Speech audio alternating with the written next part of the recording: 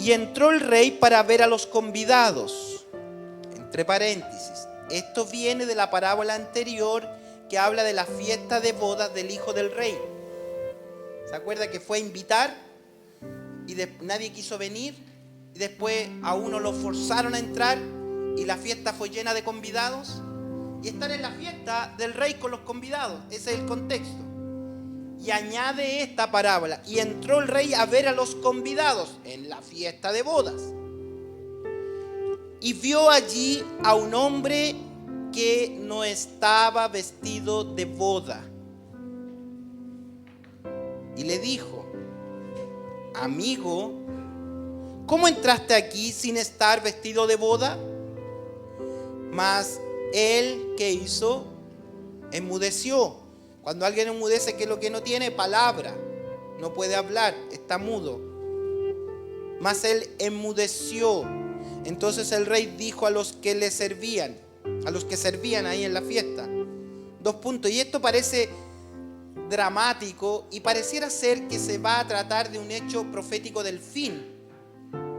Pero aquí hay un estilo literario de la época usado mucho por el Señor que se llama hipérbole, que es exagerar. Era una forma de enseñanza. Por ejemplo, si tu ojo te es ocasión de caer, sácatelo. No es que está diciendo que saque el ojo, está usando una hipérbole, una exageración para darle la connotación. ¿Ok? Entonces aquí, ¿qué va a hacer? Dentro de la parábola, usar un sistema literario que se llama hipérbole, exageración, dentro del relato. Entonces a veces nos quedamos con la exageración y no con el relato. Vuelvo a leer entonces. Entonces el rey dijo a los que servían: atadle de pies y manos, y echarle en las tinieblas de afuera. Allí será el lloro y el crujir de dientes. Y esta frase que la habrá escuchado usted muchas veces en su caminar cristiano, que es la segunda vez que la encontramos en parábolas. La fue dicha en la parábola de los obreros de la viña, en el contexto de los obreros de la viña y no profético hacia el fin. Otro día hablamos de ese tema. Y la segunda ocasión y última ocasión, y termina el Señor el método parabólico con esta expresión. Lo último que dice en parábola es esto que voy a leer a continuación. Versículo número 14. Porque muchos son llamados y pocos escogidos. ¿Escucharon esa frase alguna vez? ¿Sí? Y se ha hecho un montón de argumentación con respecto a muchos llamados, pocos escogidos. Y siempre se le ha dado un carácter escatológico, es decir, hechos del fin. Como decir, hermano, preocúpense, el Señor llamó a muchos y esta iglesia está llena de hermanos, pero les tengo que decir algo, que nuestro Dios va a escoger solo a unos pocos de los que llamó.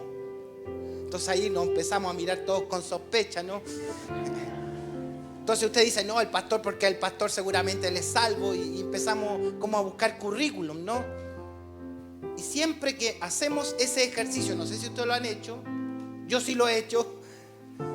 Entonces, ¿qué hacemos con esa expresión? Tratar de encontrar en las personas meritocracia, que el mérito, que lo que hace, y no entendemos el don precioso de la salvación. Es verdad que el Señor nos va a llevar a la eternidad por gracia. Es verdad que el Señor va a salvar del infierno a sus hijos y los va a llevar a una fiesta de bodas, a un lugar de regocijo. Eso es verdad. Pero no debemos olvidarnos cómo es el proceso de la salvación.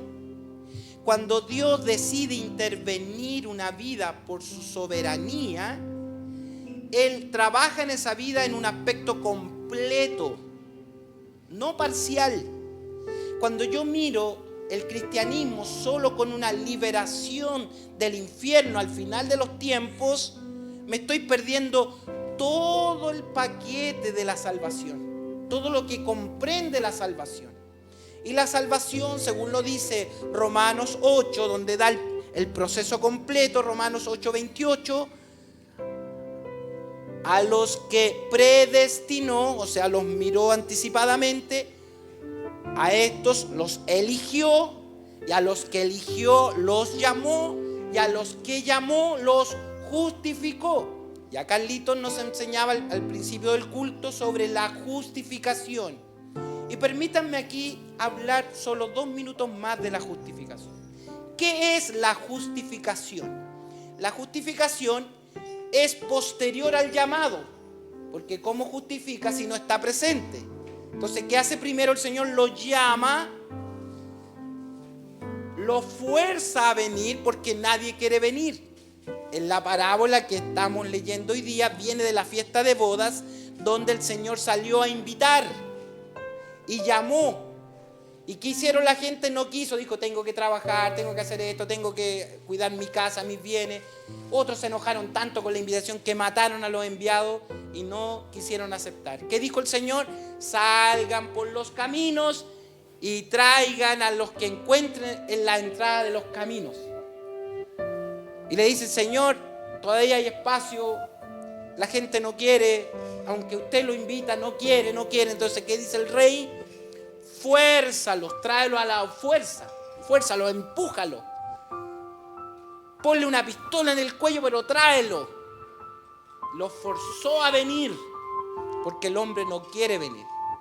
Ahora bien, ¿cuál es el paso que sigue después del llamado eficaz? Se llama, que el llamado eficaz que el Señor llama, y el que oye ese llamado no puede resistirse, viene.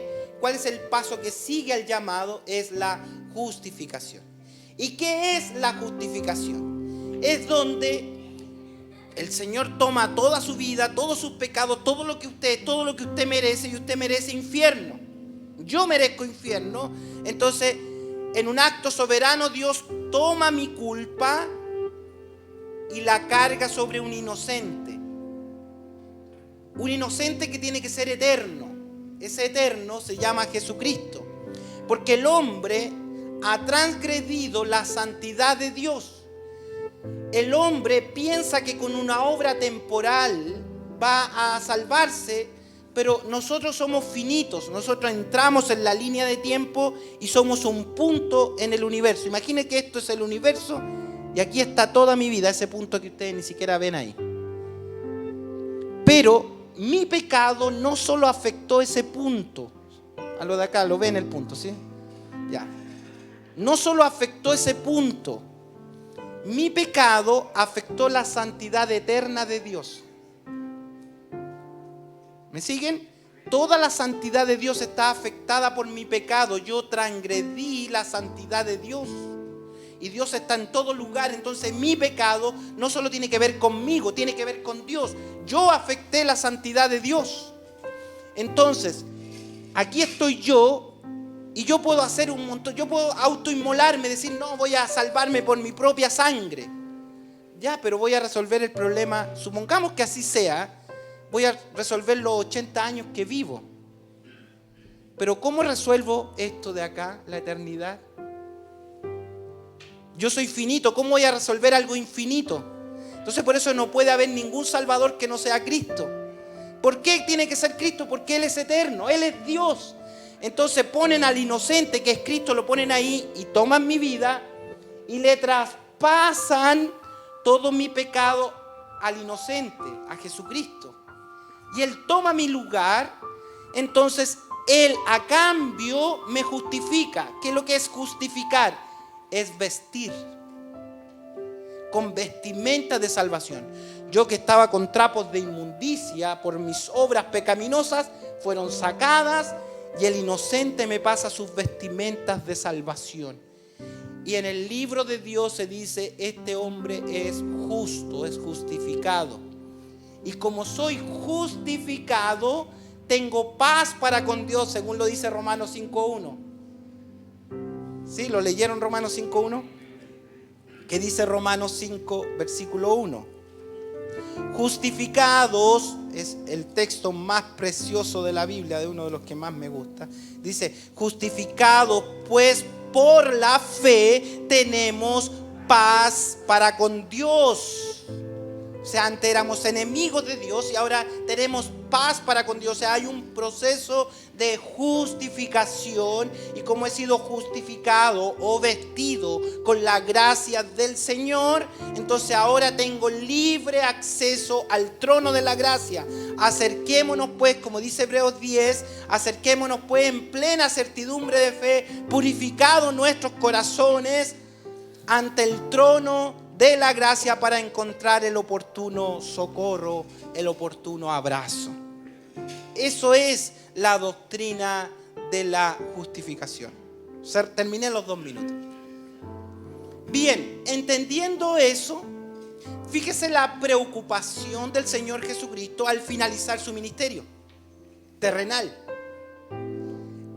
Él ha venido a Jerusalén, como decíamos en la parábola de la fiesta de bodas. Recuerden, entró a Jerusalén montando en un burrito. Acto seguido, entró a Jerusalén, fue a ver el templo. ¿Qué encontró en el templo? Lleno de comerciantes fraudulentos, un templo sin vida de Dios. ¿Y qué hizo? Lo purificó. Dijo, han hecho de la casa de mi padre una cueva de ladrones. Luego se fue del templo. ¿Y qué fue? Fue a una higuera, le pide o trata de encontrar frutos, no encontró, la maldice. La higuera se seca.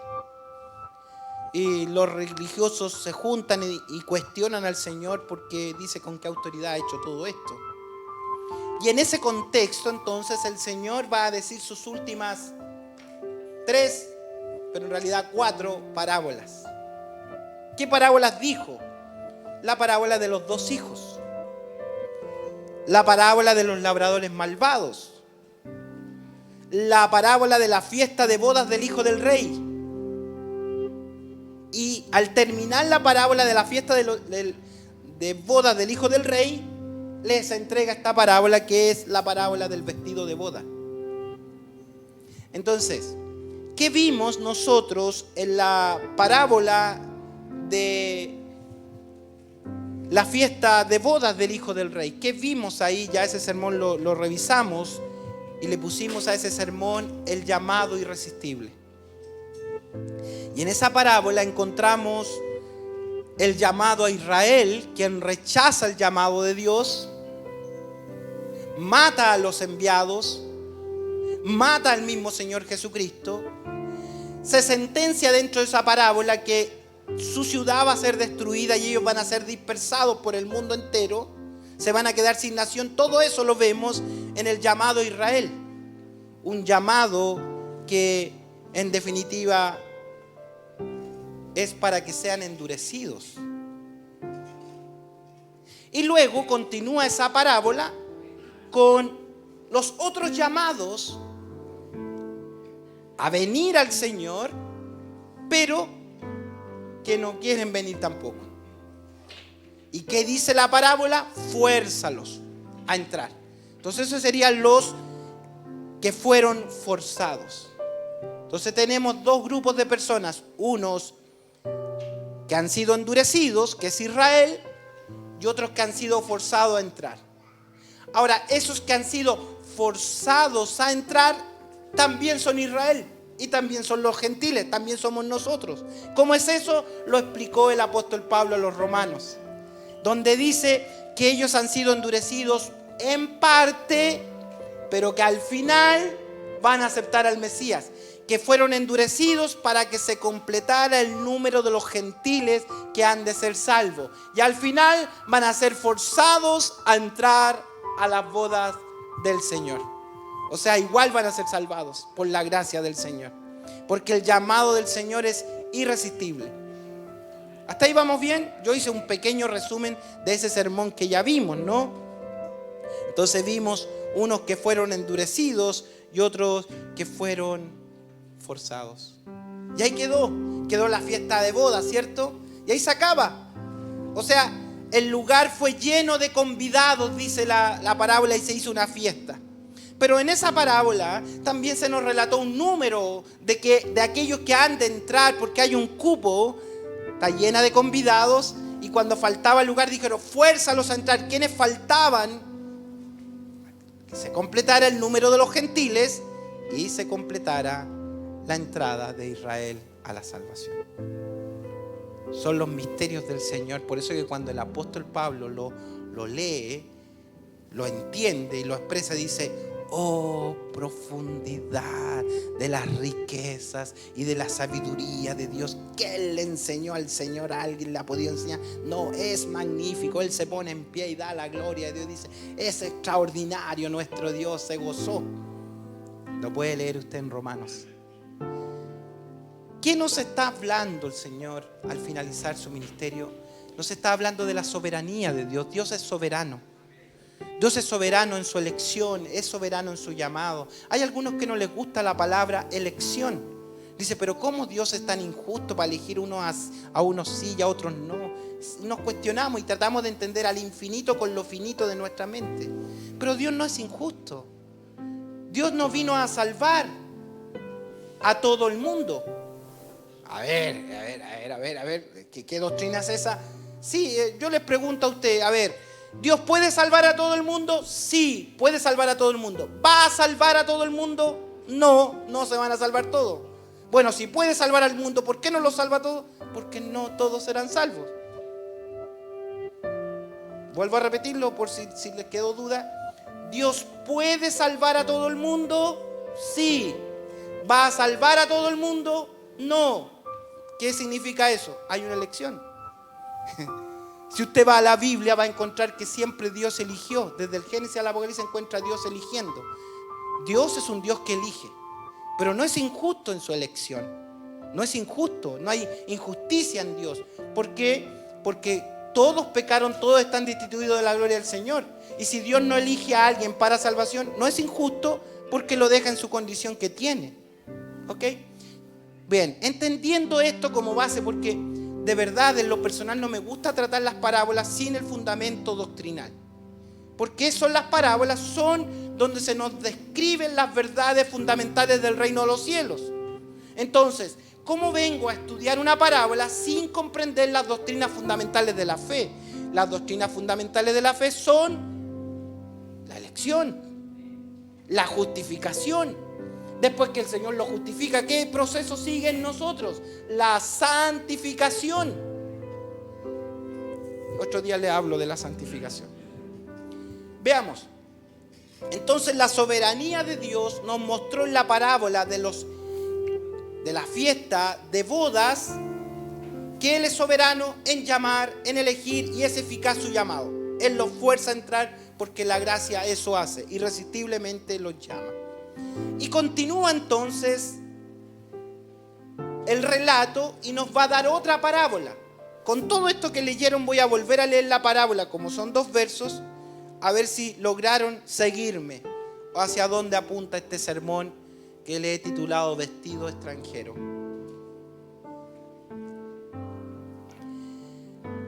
Y entró el rey para ver a los convidados. Está dentro de la fiesta. Y vio allí a un hombre que no estaba vestido de boda.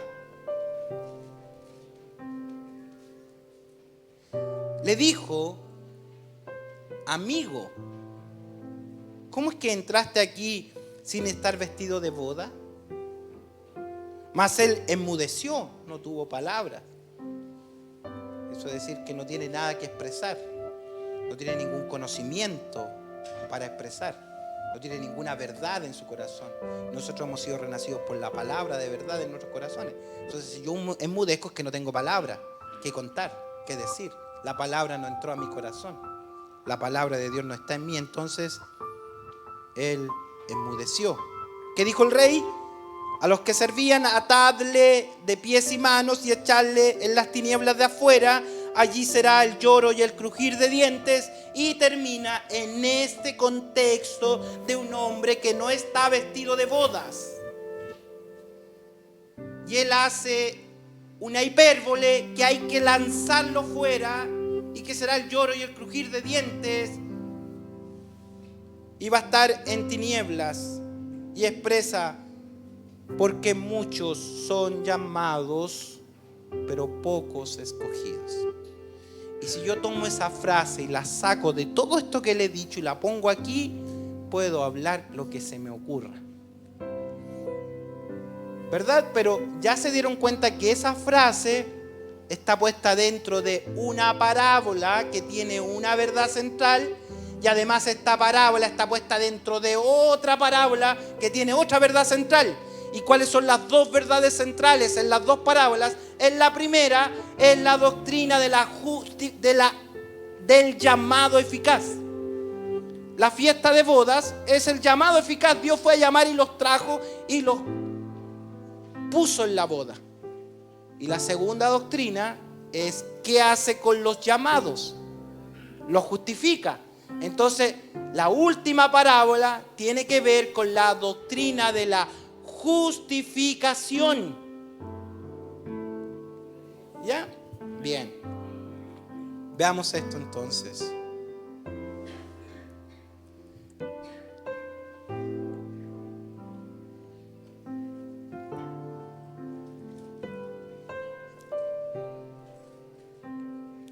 Cuando vemos a este hombre ya yéndonos, necesitaba hacer todo ese preámbulo. Espero que me tengan paciencia, pero así podemos venir a ver la parábola. Y ahora la vamos a ver. Entonces preguntémonos, ¿quién es ese personaje? ¿A quién se refiere ese hombre que no está vestido de boda, pero que está en la fiesta?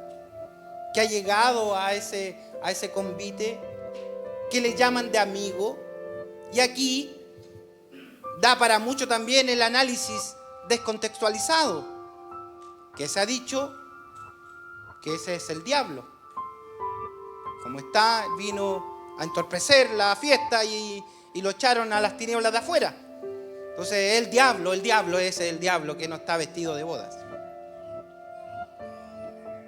Se ha dicho que es un descarriado que nunca quiso entender. Bueno, podría ocupar mucho tiempo decirle todo lo que se ha dicho, pero 3 puntos finales a esto. No debemos interpretar las parábolas fuera de su contexto. Eso lo hemos aprendido, ya vamos en la parábola número 15. Ya aprendimos que no interpretemos parábolas fuera de contexto. Segundo, no debemos pensar que esta frase es una frase profética. No es una parábola profética. Entonces, cuando yo le asigno carácter profético a la parábola, no es el lenguaje profético.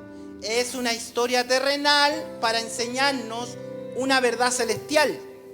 ¿Ya? Entonces, no puedo decir que es una parábola profética. Y, finalmente, no podemos forzar el texto para que diga lo que yo creo que dice. Entonces nos encontramos con 3 errores a la hora de venir a la parábola, y sobre todo con este texto que es tan clave.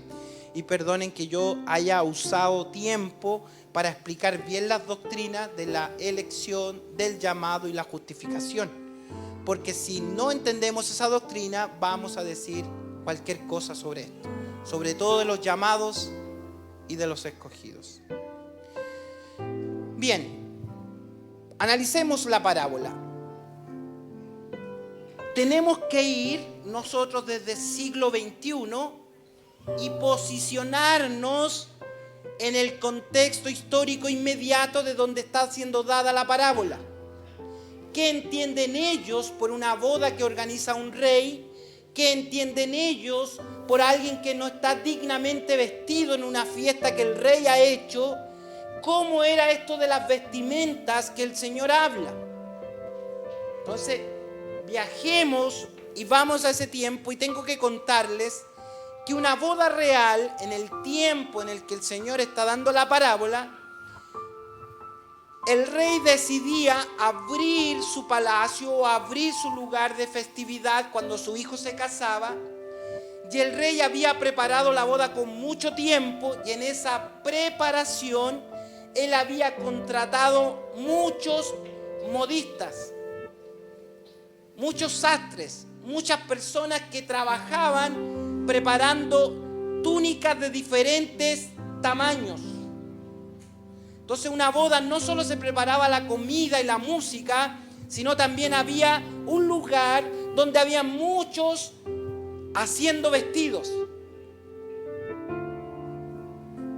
Entonces, cuando usted salía a invitar, sobre todo cuando el rey quería abrir su palacio, su lugar de fiesta, de celebración, para el pueblo que eran agricultores, que tenían diferentes oficios, no era gente que tenía acceso a vestirse adecuadamente para una fiesta, y el rey quería invitarlos, los invitaba, los traían, les enviaban un carruaje, los traían, y ellos pasaban previamente a la fiesta, pasaban por este lugar de vestimentas.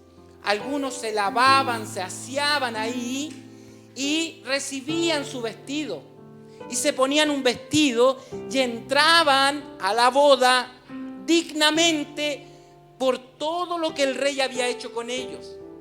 O sea, no solo el novio se preocupaba de la vestimenta, sino todos los invitados se preparaban y todos tenían que entrar por el mismo lugar, deshacerse de sus vestidos, aunque hayan sido vestidos costosos o andrajos, tenían que sacárselo y ponerse el vestido que el rey les había preparado para la ocasión.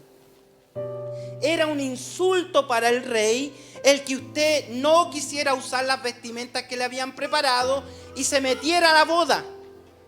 Era un insulto. Entonces, siguiendo esto, podemos comprender que ¿qué pasó en la parábola? El rey entró a la fiesta y obviamente están todos vestidos para la ocasión y es fácil distinguir a alguien que no está vestido para la ocasión.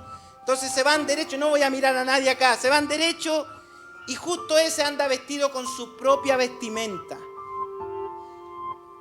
Una vestimenta que el rey no preparó. En el fondo era un insulto para el rey y esa persona había despreciado lo que el rey había preparado para él, para la fiesta de su hijo. Entonces, en el contexto nos dice la palabra que el rey entró y vio a este hombre que no está preparado para la ocasión. Y usa una hipérbole, nada más, solo para que despierte la atención de los oyentes. No es profético, no está hablando del infierno, no está nada de eso. Usa un hipérbole en el relato. El rey se enojó tanto que dijo: expúlsenlo a las tinieblas de afuera, allí será el lloro y el crujir de dientes, ¿verdad?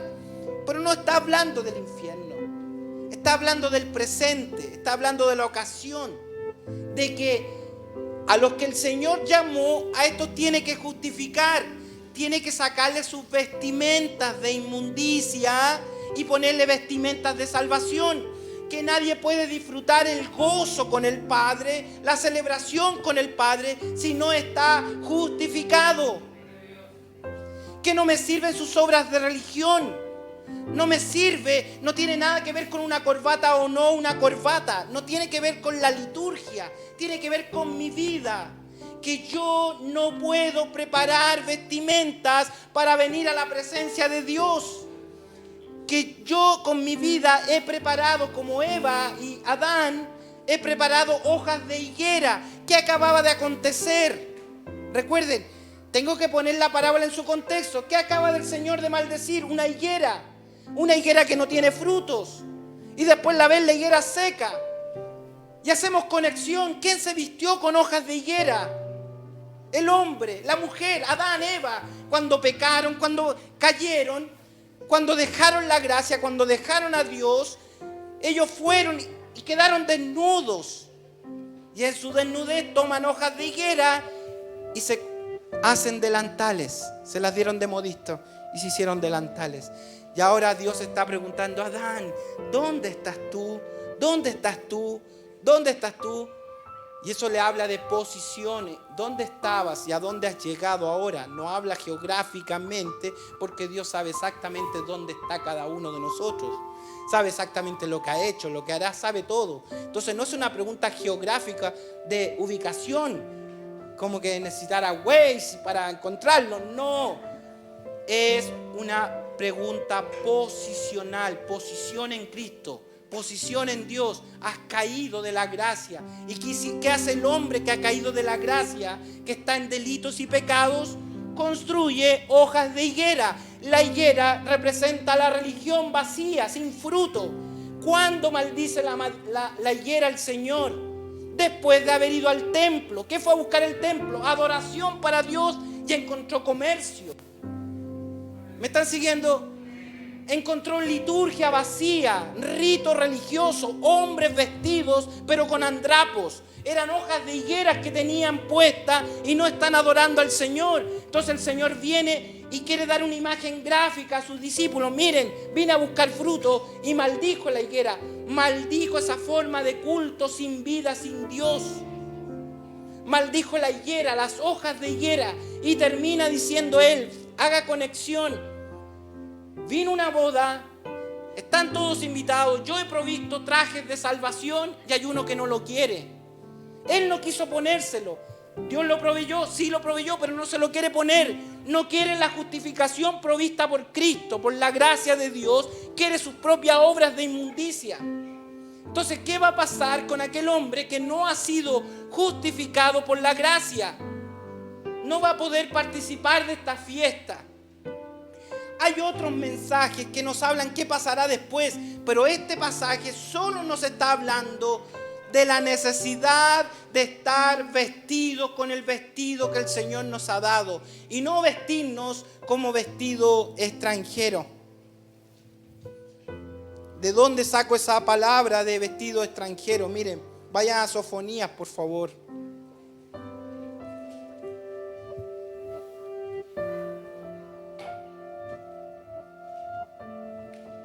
Sofonías 1, versículos 7 y 8.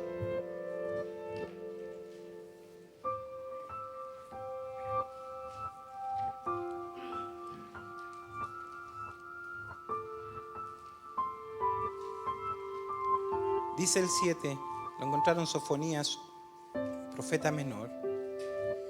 Dice, calla en la presencia de Jehová el Señor, porque el día de Jehová está cercano. Porque Jehová ha preparado sacrificio y ha dispuesto a sus convidados. Y en el día de sacrificio de Jehová castigaré a los príncipes y a los hijos del rey y a los que visten vestido extranjero. O sea, está anunciando el profeta Sofonías que hay gente que se viste con vestido extranjero. Ahora bien, nos costaría un poco interpretar esto. ¿Cómo es vestirse con vestido extranjero?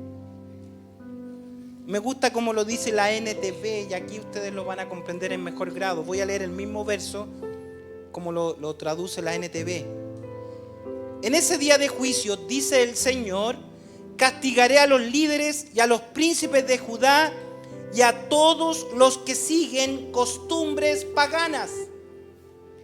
¿Qué es vestirse con vestimentas inapropiadas? Es seguir mis costumbres paganas.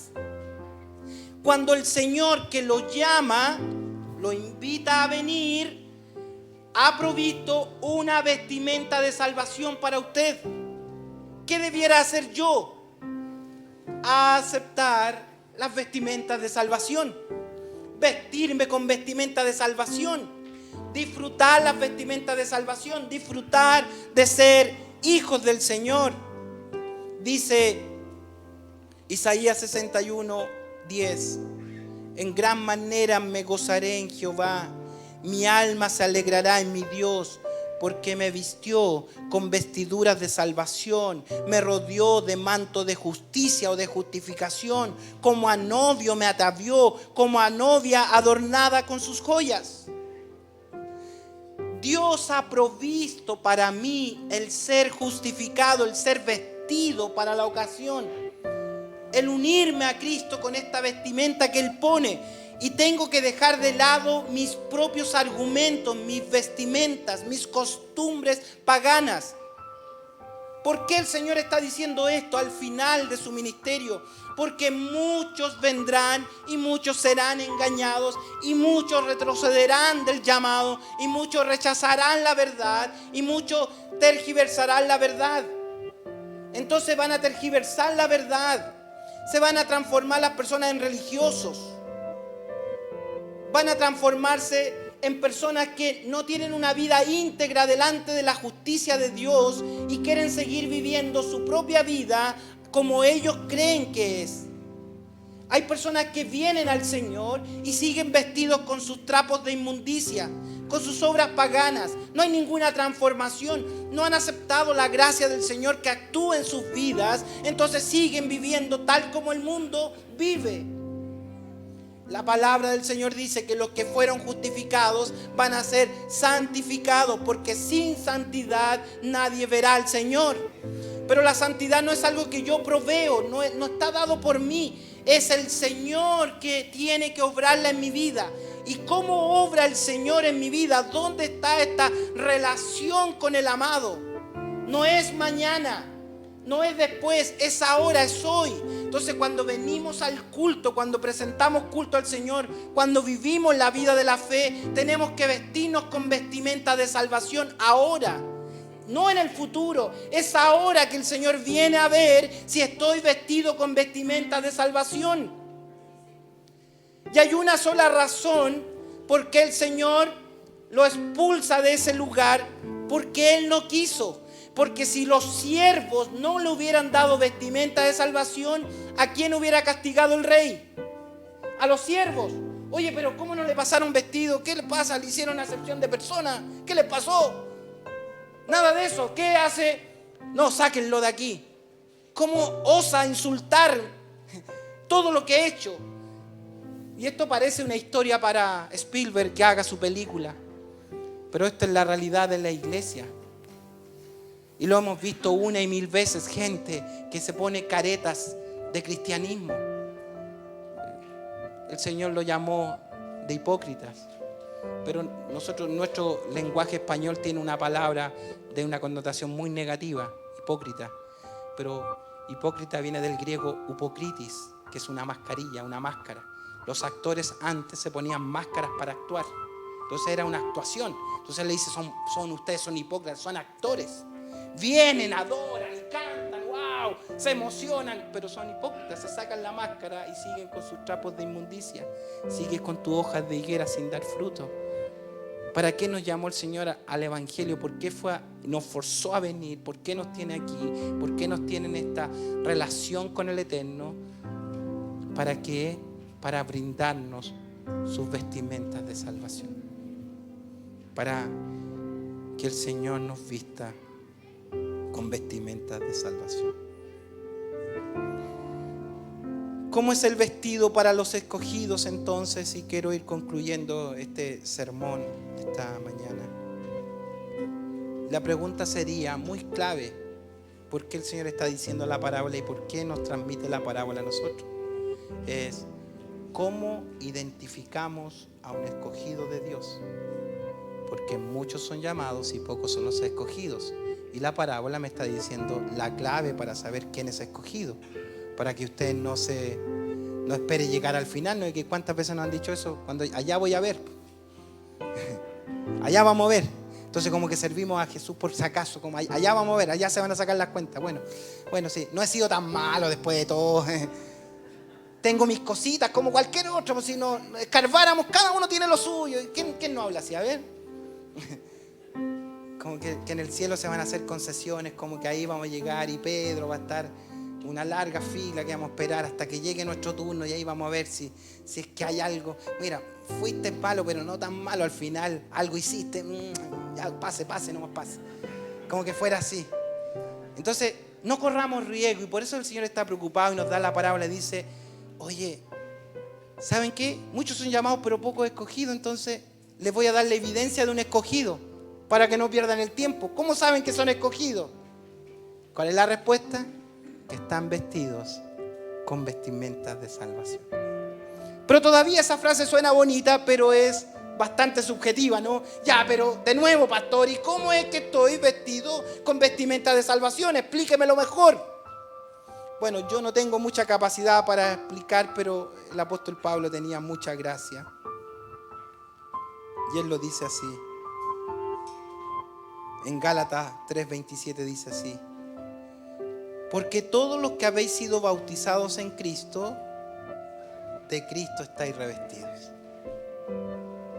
Si fueron bautizados en Cristo, se han pasado el proceso, ya han salido de las aguas bautismales, entonces ustedes están vestidos de Cristo. Y en Efesios 4, 22 al 24 ya nos explica y nos entrega el barómetro espiritual que tenemos que medirnos a nosotros mismos. ¿Cómo saber si estamos vestidos con vestimenta de salvación? En cuanto a la pasada manera de vivir, despojaos del viejo hombre que está viciado conforme a los deseos engañosos, y renovaos en el espíritu de vuestra mente, y vestidos de un nuevo hombre que no lo provocan ustedes con sus obras. Es creado según Dios en la justificación y la santidad de la verdad. Entonces, ¿cómo es este proceso? La justificación, la santificación la va a proveer Dios.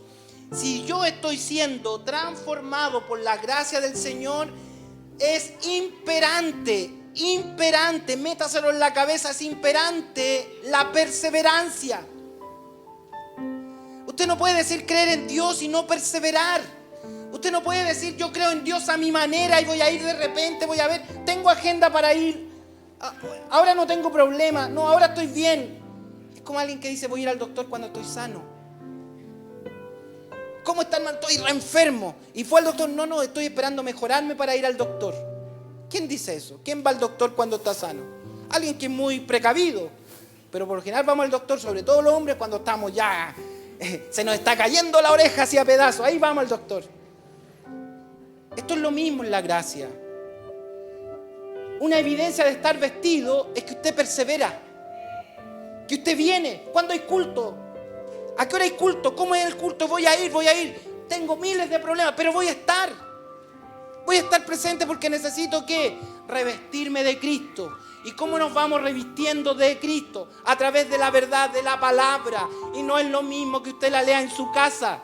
Porque el Señor Jesús, en esta manifestación, Él fundó una iglesia, congregación de llamados. Todos los llamados vienen a vestirse de la justicia de Cristo y la verdad de Dios es derramada sobre ellos y van creciendo en la gracia. Entonces no se concibe el cristianismo sin la perseverancia. No puede decir al final veremos. No, amigo. ¿Cómo estás aquí sin estar vestido de bodas? Si a los que llamó a estos también justificó. Y lo único que hay que hacer es pasar por el salón de moda y le tienen su traje preparado. Porque no hay mérito, no hay obra. No es que se meta la mano al bolsillo, no es que llegue de rodillas, no es que haga un sacrificio. Si el Señor Jesucristo ya lo hizo todo y la gente desprecia ese sacrificio bendito. Y a veces nosotros con nuestra obra, con nuestro pensamiento, nos vestimos de andrapos, nos vestimos de vestidos viejos, de autojustificación. Lo que tenemos que hacer es despojarnos del viejo hombre y vestirnos de la gracia del Señor en la verdad. Pero ahora dejad también vosotros, dice Colosenses 3:8, todas estas cosas, evidencias. ¿Cómo las voy a dejar? Ira, enojo, malicia, blasfemia, palabras deshonestas de vuestra boca. No mintáis los unos a los otros, habiéndolos despojado del viejo hombre de sus hechos, revestido del nuevo, el cual conforme a la imagen del que lo creó, se va renovando hasta que su conocimiento sea pleno en Dios. Versículo 12 de Colosenses 3, es el último verso que leo. Vestíos pues entonces como escogidos de Dios. Muchos son los llamados, pocos los escogidos. No es que Dios esté diciendo, se para en la puerta y decir, a ver, tú sí, tú no, tú sí. Solo ejemplo. Tú sí, tú no, tú sí. ¿Se imaginan? Lo que me está diciendo es otra cosa muy distinta a ese concepto tan humano. Lo que está diciendo, mira, nadie puede estar aquí si no haya sido llamado por el Señor. Y el Señor los forzó a venir. Y ¿saben qué? El Señor se paró en la puerta y le preparó un vestido para que usted se vista de justificación, para que usted entre libremente. Porque todos tienen un vestido encima que cubre su pecado, su maldad y sus errores, sus defectos. Que nadie está aquí por su capacidad. Hay un vestido de justificación. ¿Cómo puede haber alguien adentro? Dice, no, yo no necesito ese vestido. Yo no necesito a Cristo. Yo gobierno mi vida como yo quiero. Dice, no, despójense. Despójense porque ese hombre los hará vivir enmudecidos. Cuando se habla de enmudecidos es que usted no tiene fe. No creyó a que el Señor lo podía vestir. Usted no puede hablar. ¿Se acuerdan de Zacarías el profeta? Que iba a tener a Juan el Bautista. Que el ángel le dice, Zacarías, vas a tener un hijo. Yo, sí. Y por cuanto no creíste, lo dejaron mudo. Y sale Zacarías y dice, ¿y qué pasó? Hasta que nació Juan.